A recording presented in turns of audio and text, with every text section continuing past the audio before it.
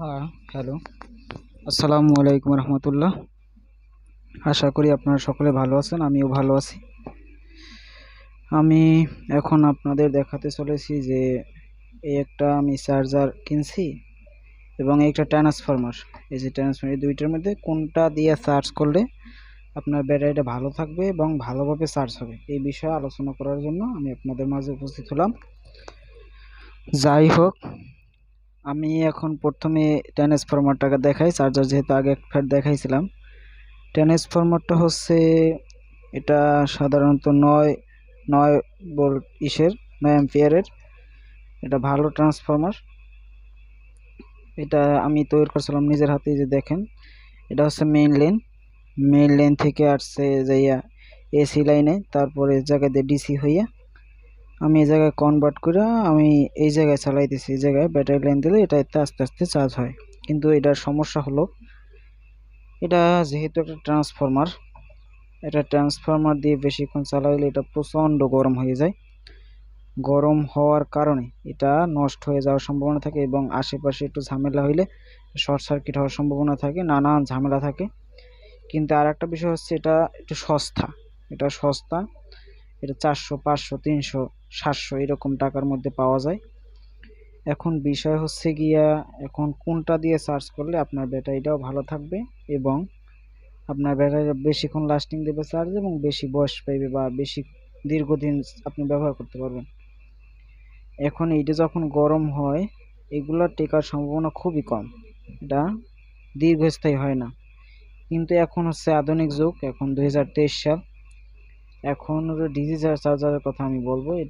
এটা অত্যন্ত ভালো একটা চার্জার, বা আমি এটার কথাই বলবো না শুধু, অন্য যে কোনো ডিজিটাল চার্জার আপনি ইউজ করতে পারেন। একটু ব্র্যান্ড দেখে ইউজ করবেন যাতে সহজে নষ্ট না হয়ে যায়, কপিরাইট থেকে দূরে থাকবেন। এখন আমি দেখাই, এটা দিয়া আমি চার্জ করলে প্রায় 3 ঘন্টা 4 ঘন্টার ভিতরে আমার প্রায় 95 এমপিয়ারের মতো একটা ব্যাটারি আছে, এটা চার্জ হয়ে যায়। এই যে আপনারা দেখেন, এই যে দেখতে পারতেছেন, এটা দিয়ে চার্জ করলে আমার 3 থেকে 4 ঘন্টার মধ্যে এটা চার্জ হয়ে যায় আমার ব্যাটারিটা, এবং অনেকক্ষণ থাকে বা লাস্টিং আমি বুঝতে পারি যে এটা ফুল চার্জ হয়েছে কিনা, হয়েছে কিনা। হ্যাঁ, এটা দিয়ে আমি সহজে বুঝতে পারি, কোনো ঝামেলাই থাকে না। এটা যদি আমি শুধু লাইন দিই, শুধু যদি কানেকশনটা দিই আমি, তাহলে দেখবেন যে এই জায়গায় ইন্ডিকেটার জ্বলবে। ইন্ডিকেটার জ্বললে আপনি বিষয়টা বুঝতে পারবেন যে আদৌ এটা লাইন আছে কিনা বা নাই। এই ক্ষেত্রে আপনি এই বিষয়টা বুঝতে পারবেন। এবং যাই হোক, অসাংখ্যিক সাউন্ডের জন্য আমি দুঃখিত। এখন হলো গিয়া, এখন যখন আপনি লাইন দেবেন, ইন্ডিকেটারগুলো আপনার জ্বলবে। ইন্ডিকেটার জ্বললে একটা দুইটা অনেকগুলো আছে, পার্সেন্টেজ দেওয়া আছে। এটা সাধারণত 20 থেকে শুরু হয়, 20 থেকে 100 পর্যন্ত। এবং যদি এটা কোনো ব্যাটারিতে ঝামেলা থাকে, তাহলে এই ক্ষেত্রে এই জায়গায় নীল বাতি আছে, আপনারা দেখছেন কিনা জানি না। এই যে একটা নীল কালারের বাতি আছে, আর একটা জ্বলে নাই, কিন্তু এই যে জ্বলে নাই, এটা নীল কালারের বাতি আছে, এটা জ্বলে ওঠে। মানে ইন্ডিকেটারগুলো বিভিন্ন বিষয়ে আপনাকে নির্দেশ করে। যদি রেড থাকে তাহলে বুঝবেন ব্যাটারিতে একদম চার্জ নাই, এবং যদি আস্তে আস্তে ওঠে তখন বুঝবেন 20%, 40%, 60%, 80%, 100% হলেও অটো কাট হয়ে যায়, কোনো ঝামেলা নেই। কিন্তু আপনি যদি ট্রান্সফরমার দিয়ে ইউজ করেন এই যুগে, তাহলে ট্রান্সফরমার হচ্ছে আপনার চার্জ দিতেই থাকবে। আপনার একটা অটো কাট কিনতে হইবে আলাদাভাবে, একটা ঝামেলা, আলাদাভাবে ঝালাই দিতে হইবে। একটু সমস্যা হলে আবার দৌড় দিয়ে নিয়ে যাইতে হয় ঝালাই দিতে, একটা ঝামেলা প্যারা। এই ক্ষেত্রে আমি বলবো যে এই যুগে এই ট্রান্সফরমার থেকে এইসব ডিজিটাল চার্জার অত্যন্ত ভালো। এগুলা এই থাকে সবগুলোই আপনার সেট আপ করে, শুধু লাইন দেবেন আর আপনি চালাইবেন।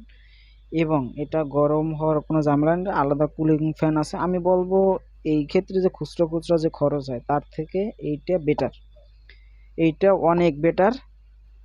এই জায়গায় আলাদা কুলিং ফ্যান আছে। এই যে কুলিং ফ্যানগুলো আমি আপনার দেখাই, এই যে কুলিং ফ্যান, এবং এই জায়গা থেকে বাতাস নেই এবং এই জায়গা থেকে বের করে দেয়। ভিতরে বড় একটা মেশিন আছে, মসফেট এই আর কি মাদারবোর্ড আছে, সেখান থেকে এই ডেটাগুলো চার্জগুলো সার্কুলার, এগুলো ডিসি আকার এসি ইনপুট হয় এবং ডিসি আকারে এই জায়গা থেকে 12 ভোল্ট, ব্যাটারির জন্য 14 ভোল্ট, 14.5 ভোল্ট চার্জ বের হয়।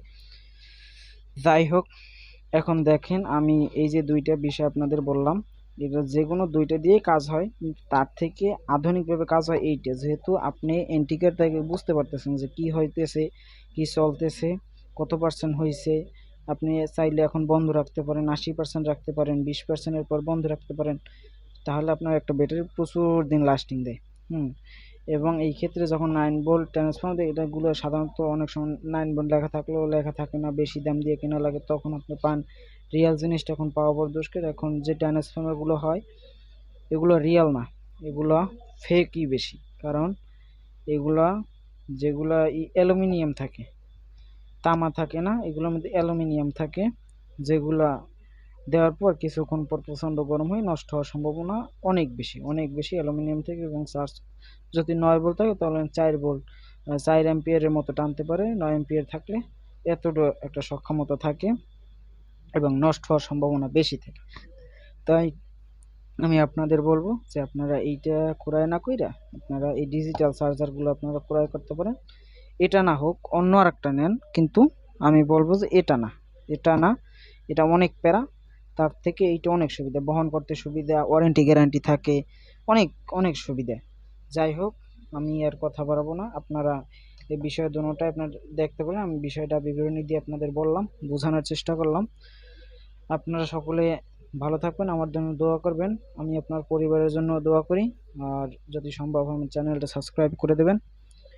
এবং যদি আপনার আত্মীয় স্বজন কোনো ঝামেলায় থাকে, কোনো কাউরে বাজা থাকে বা কোনো সমস্যা থাকে এবং তা যদি আপনার হাতে থাকে, অবশ্যই তাকে সাহায্য করুন, যাতে অতীব তাড়াতাড়ি তারা এই সমস্যা থেকে বেরিয়ে আসতে পারে। আমি আর কথা বলবো না, আপনাদের অসংখ্য ধন্যবাদ। ভালো থাকবেন। আসসালামু আলাইকুম ওয়া রাহমাতুল্লাহি ওয়া বারাকাতুহু।